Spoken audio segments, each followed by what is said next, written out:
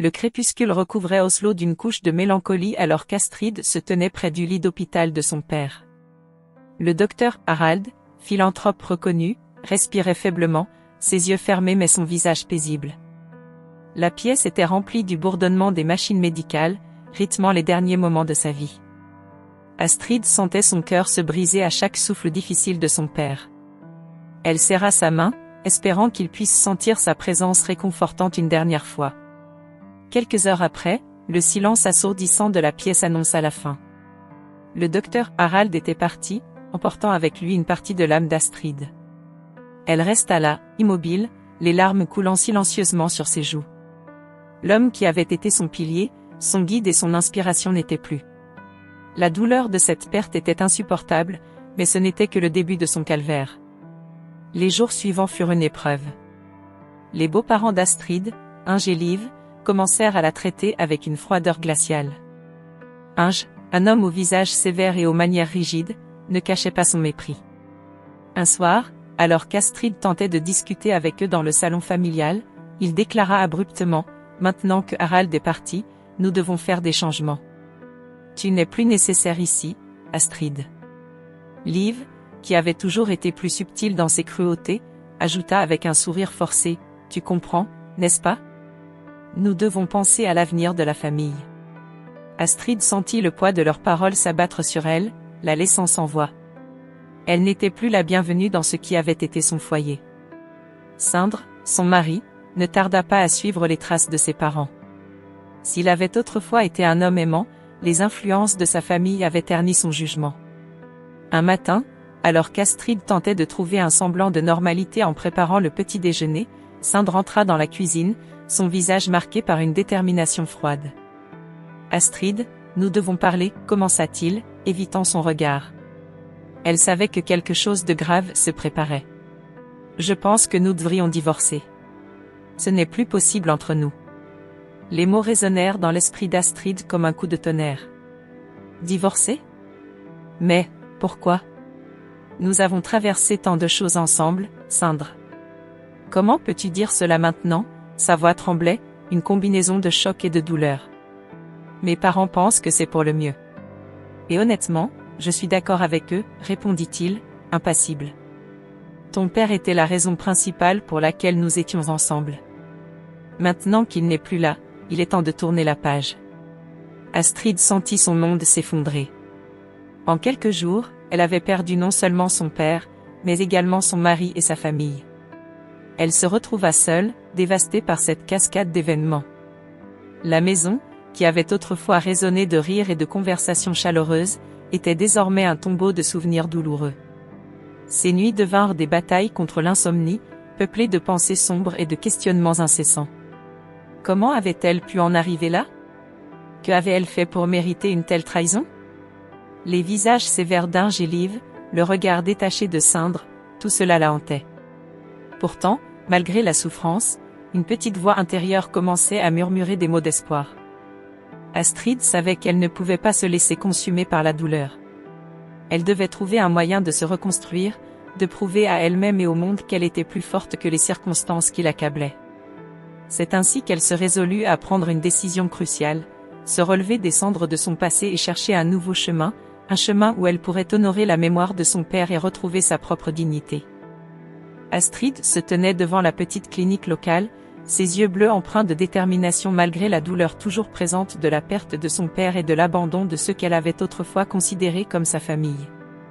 Elle avait décidé de ne pas se laisser abattre par les épreuves qui l'avaient frappée. Son père, le docteur Harald, avait toujours cru en sa capacité à surmonter les obstacles, et c'était en son honneur qu'elle embrassait ce nouveau chapitre de sa vie. À l'intérieur de la clinique, elle fut accueillie par le docteur Eric, un homme d'une 50aine d'années, au sourire bienveillant. Il avait entendu parler de son histoire, touché par son courage, avait décidé de l'aider. « Bienvenue, Astrid, » dit-il chaleureusement. « Je sais que les choses n'ont pas été faciles pour toi, mais sache que tu as ici une chance de recommencer. » Astrid hocha la tête, reconnaissante. « Merci, docteur Eric. Je suis prête à travailler dur et à prouver ma valeur. » Les premiers jours furent difficiles, mais Astrid se montra déterminée. Elle travaillait sans relâche, absorbant tout ce qu'elle pouvait apprendre. Le docteur, Eric, s'avéra être un mentor exceptionnel. Il partageait non seulement ses connaissances médicales, mais aussi ses expériences de vie, offrant à Astrid une perspective précieuse sur la résilience et la passion pour la médecine. Un jour, alors qu'il terminait une longue journée de consultation, le docteur, Eric, s'assit en face d'Astrid dans la petite salle de repos de la clinique. « Astrid, tu as un potentiel incroyable. Ton père serait fier de toi, dit-il avec un sourire. Merci, docteur Eric. Votre soutien signifie beaucoup pour moi, répondit-elle, les yeux brillants de gratitude. J'ai une proposition pour toi, dit-il en s'adossant sur sa chaise. Il y a un projet de formation avancée en médecine que je dirige. J'aimerais que tu y participes. Astrid sentit une vague d'émotion l'envahir. C'était l'opportunité qu'elle avait désespérément besoin pour avancer dans sa carrière. Je serais honorée de participer, dit-elle, la voix tremblante d'émotion. Les semaines suivantes, Astrid s'immergea dans le programme de formation, développant ses compétences cliniques et élargissant son réseau professionnel. Le docteur Eric la présenta à plusieurs éminents médecins, qui furent impressionnés par sa détermination et son intelligence. Un soir, après une série de conférences stimulantes, Astrid et le docteur Eric prirent un café dans un petit café à proximité de la clinique. La conversation se tourna vers le futur. « Astrid, que veux-tu accomplir à partir de maintenant ?» demanda le docteur Eric. Elle réfléchit un moment avant de répondre. « Je veux honorer la mémoire de mon père. Je veux devenir une médecin respectée et aider à améliorer les soins de santé dans notre communauté. Et, je veux prouver à ceux qui m'ont abandonné qu'ils ont eu tort. » Le docteur Eric acquiesça, une lueur de fierté dans les yeux. « C'est un objectif noble. Et je suis certain que tu y parviendras. » Astrid sourit, se sentant pour la première fois depuis longtemps pleine d'espoir et de confiance. Grâce à l'aide du docteur Eric et à sa propre détermination, elle avait commencé à tourner la page sur son passé douloureux et à construire un avenir brillant. La renommée d'Astrid grandit dans la communauté médicale. Les patients affluaient à la clinique, attirés par sa compétence et sa compassion. Elle gagna en respect parmi ses pairs, qui la considéraient désormais comme une force montante de la médecine locale. Un matin, alors qu'elle se préparait pour une journée bien remplie, le docteur Eric entra dans son bureau, une lueur d'excitation dans les yeux. « Astrid, j'ai une nouvelle incroyable. Un de nos collègues organise une conférence internationale sur les avancées médicales. Ils veulent que tu y présentes tes travaux. » Astrid resta sans voix, les yeux écarquillés de surprise. « Moi ? Présenter à une conférence internationale, balbutia-t-elle. « Oui, toi. Tu as beaucoup à partager, et c'est une opportunité pour toi de montrer au monde ce dont tu es capable. » Astrid sentit une vague de fierté et de gratitude l'envahir. Elle avait parcouru un long chemin depuis les jours sombres de son divorce et de la perte de son père. Grâce au soutien inébranlable du docteur Eric et à sa propre détermination, elle avait trouvé une nouvelle voie, marquée par la résilience et le succès personnel. Astrid, désormais bien intégrée dans la petite clinique locale grâce à l'aide du docteur Eric, avait trouvé une nouvelle stabilité dans sa vie. Cependant, un sentiment persistant d'injustice la hantait. Un jour, en passant devant l'hôpital de son père, elle fut frappée par l'état de délabrement de l'établissement. Les fenêtres étaient sales, les murs montrant des signes évidents de négligence. Elle ressentit un pincement au cœur en pensant à ce que son père aurait ressenti en voyant son œuvre dépérir ainsi. Poussée par une intuition, elle décida de demander à consulter les comptes de l'hôpital. Elle prétexta un intérêt académique pour justifier sa demande auprès de l'administration.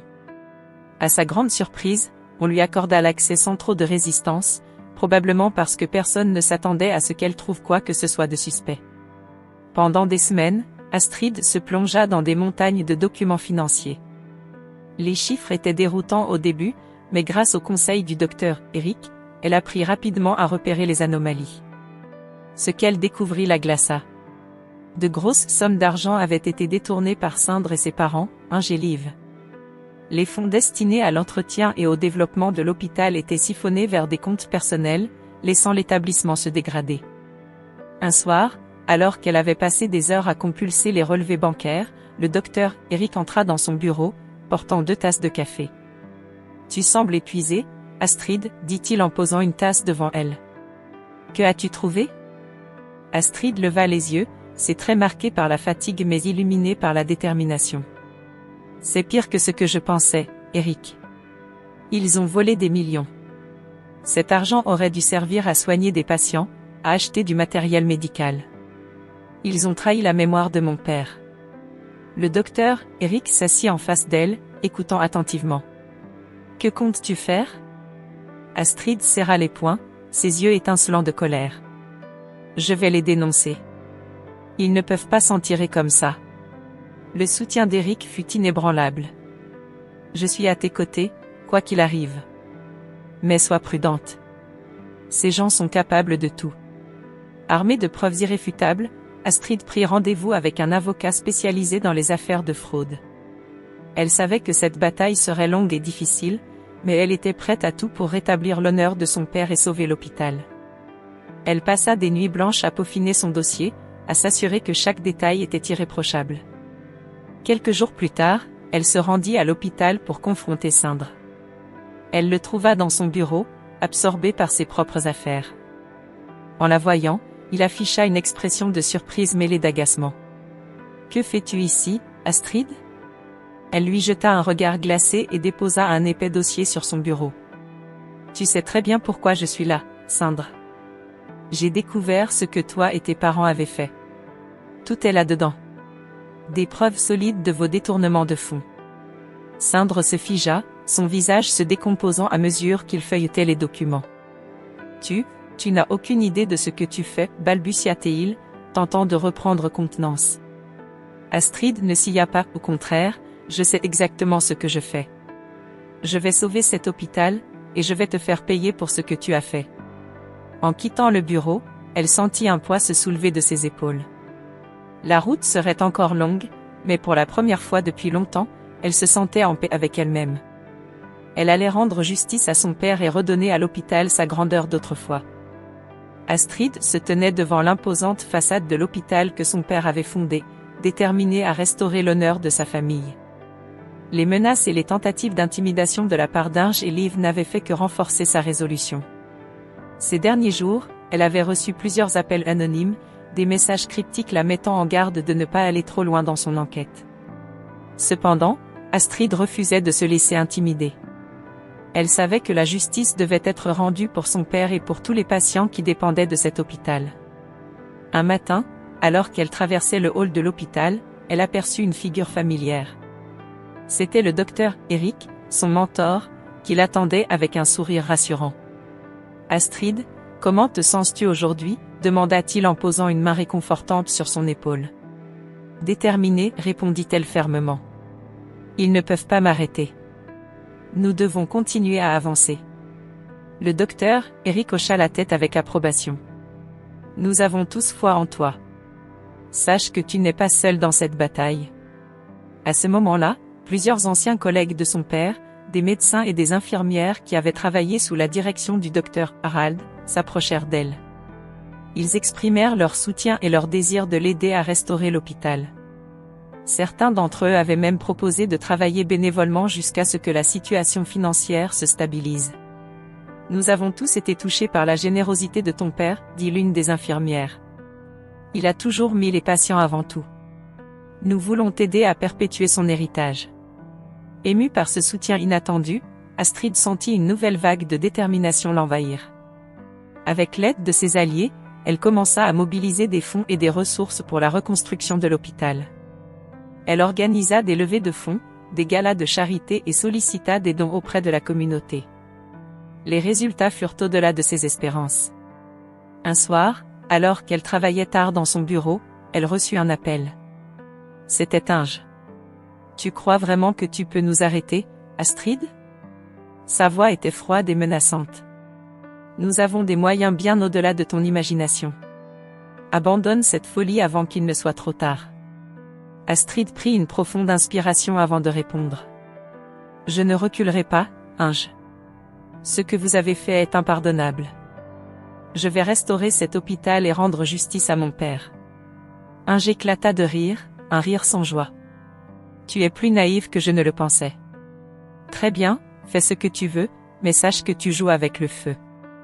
Malgré ces menaces, Astrid continua sans relâche.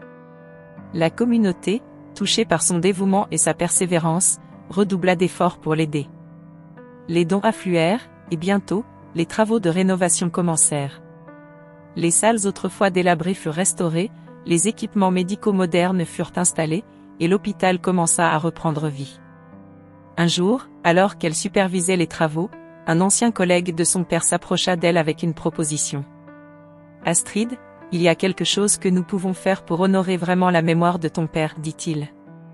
Nous pourrions renommer l'hôpital en son honneur. Qu'en penses-tu » Les larmes aux yeux, Astrid acquiesça. Ce serait un honneur. Les semaines passèrent, et l'hôpital, désormais rebaptisé « Hôpital Dr Harald », devint un symbole de résilience et de justice. Les patients commencèrent à affluer de nouveau, et les histoires de guérison et de compassion se multiplièrent. Astrid, entourée de ses nouveaux alliés et amis, sentait enfin qu'elle commençait à regagner son honneur et sa dignité. Cependant, une ombre persistait dans son esprit. Elle savait que la confrontation avec Sindre était inévitable. Mais pour l'instant, elle se concentrait sur la reconstruction de l'hôpital, déterminée à faire de cet endroit un sanctuaire de guérison et d'espoir, comme l'avait toujours voulu son père. Lorsque Sindre se rendit compte du succès grandissant d'Astrid, il ressentit un mélange de regret et de remords. La femme qu'il avait autrefois sous-estimée s'était relevée de ses cendres, plus forte et plus déterminée que jamais. Au fond de lui, il savait qu'il avait fait une grave erreur en la laissant partir. L'hôpital prospérait à nouveau sous sa direction, et les éloges qu'elle recevait de la communauté médicale ne faisaient qu'accentuer ses regrets. Un soir, après une longue journée de travail, Sindre décida de tenter de la contacter. Tremblant, il composa son numéro, espérant qu'elle daignerait répondre. À sa grande surprise, elle décrocha. « Astrid ?» « C'est Sindre. » Il y eut une longue pause au bout du fil. Astrid, de son côté, ressentit une vague d'émotions contradictoires. Elle avait reconstruit sa vie sans lui, mais une partie de son passé revenait frapper à sa porte. « Que veux-tu, Sindre ?» répondit-elle finalement, sa voix froide et distante. « Je voulais te parler. Je vois tout ce que tu as accompli et je me rends compte de la gravité de mes erreurs. Pourrais-tu m'accorder une rencontre ? Juste une conversation, s'il te plaît. » Astrid réfléchit un instant. La curiosité la piqua. Que voulait-il vraiment ? Était-ce une tentative sincère de réconciliation ou un autre tour de manipulation ? Très bien, Sindre. Retrouvons-nous à la cafétéria de l'hôpital demain à 14 h. Le lendemain, Astrid arriva en avance à la cafétéria. Elle s'assit à une table près de la fenêtre, observant les va-et-vient des patients et du personnel. Elle ressentait une certaine nervosité, mais aussi une détermination farouche à ne pas se laisser émouvoir par les paroles de Sindre. Lorsque ce dernier arriva, il sembla plus vieux, plus fatigué qu'elle ne se souvenait. Il s'assit en face d'elle, visiblement mal à l'aise. « Merci de m'avoir accordé ce moment, Astrid. Dis-moi ce que tu veux, Sindre. Je n'ai pas beaucoup de temps. » Il hésita avant de parler, cherchant ses mots. « Je réalise maintenant combien j'ai été influencé par mes parents. J'ai fait des choses horribles, et je sais que je ne mérite pas ton pardon. Mais je voulais te dire que je suis désolée. » Astrid leva un sourcil, sceptique. « Désolée ? Désolée ne suffit pas, Sindre. Tu as mis en péril l'héritage de mon père, tu m'as abandonné quand j'avais le plus besoin de toi. »« Je sais, répondit-il avec une voix tremblante. Mais en voyant tout ce que tu as accompli, je ne peux m'empêcher de te respecter. Tu as réussi là où j'ai échoué. » Astrid le regarda droit dans les yeux. « Et maintenant ? Que veux-tu vraiment ? Je voulais savoir s'il y avait une chance de réconciliation. Pas nécessairement en tant que couple, mais en tant que partenaire professionnel. Nous pourrions travailler ensemble pour faire de cet hôpital le meilleur du pays. » Elle éclata de rire, un rire sans joie. « Tu veux que je te fasse confiance après tout ce que tu as fait ? C'est ridicule, Sindre. » Il baissa la tête, honteux. « Je comprends ta méfiance. Mais je voulais au moins essayer. » À ce moment-là, un assistant entra dans la cafétéria, apportant à Astrid une enveloppe. « Docteur Astrid, Voici les documents que vous attendiez. Elle prit l'enveloppe et la posa sur la table, regardant Sandre avec une intensité renouvelée. Avant de prendre toute décision, il y a autre chose dont nous devons parler. Elle ouvrit l'enveloppe et en sortit une liasse de documents. Sandre reconnut immédiatement les preuves de leur malversation. Il pâlit, figé sur place.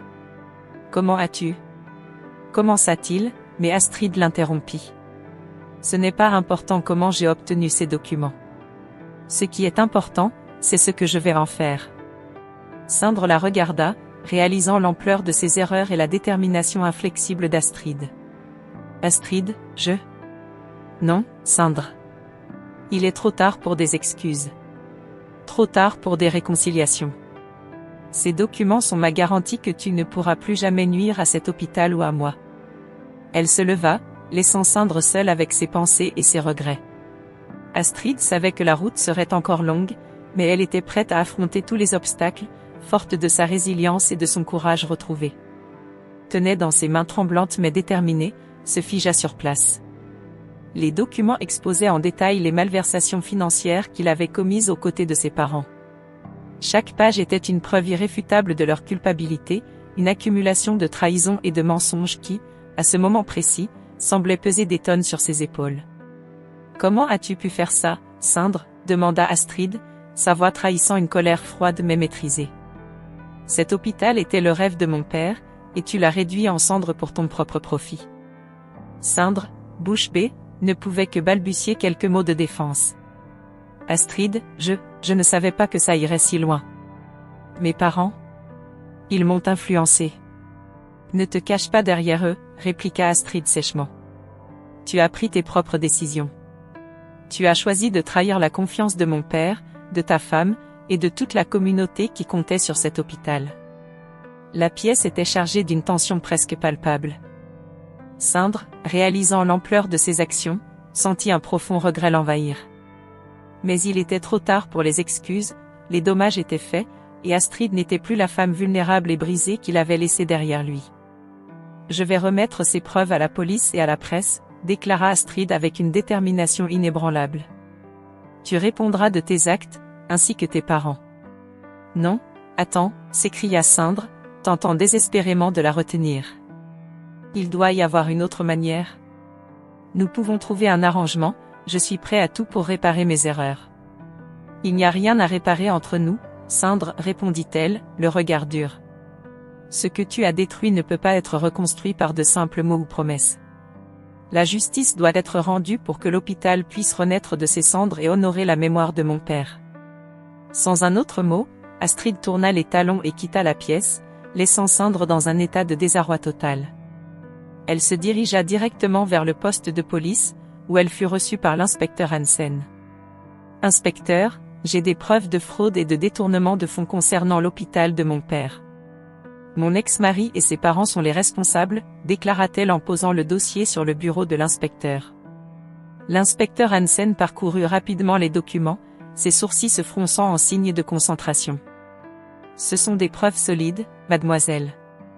Nous allons ouvrir une enquête immédiatement. » La nouvelle de l'arrestation de Sandre et de ses parents fit rapidement le tour de la presse, provoquant un véritable scandale. La communauté, autrefois divisée par les rumeurs et les mensonges, se rassembla autour d'Astrid pour soutenir ses efforts. Avec les fonds et les ressources qu'elle avait mobilisés, ainsi que le partenariat avec la grande organisation médicale internationale, Astrid entreprit la transformation de l'hôpital. Les mois suivants furent intenses mais gratifiants. L'hôpital, sous la direction d'Astrid, commença à retrouver sa gloire d'antan, attirant des patients et des médecins de partout. Les murs, autrefois témoins de la déchéance, résonnaient maintenant des bruits de guérison et d'espoir. Les salles se remplissaient de nouveaux équipements, de personnel dédié et de patients reconnaissants. Lors de l'inauguration officielle du nouveau centre médical, Astrid prononça un discours touchant en mémoire de son père. Cet hôpital est le symbole de la résilience et de la détermination. Mon père, le docteur Harald, a toujours cru que la médecine devait être au service de la communauté, et c'est cette vision que nous continuerons à honorer. La foule applaudit chaleureusement, et Astrid sentit une vague de paix l'envahir. Elle avait non seulement sauvé l'héritage de son père, mais elle avait aussi trouvé sa propre voie, transformant la douleur en force et la trahison en triomphe. Si vous avez suivi jusqu'ici, abonnez-vous à la chaîne pour plus d'histoires émouvantes et captivantes comme celle-ci.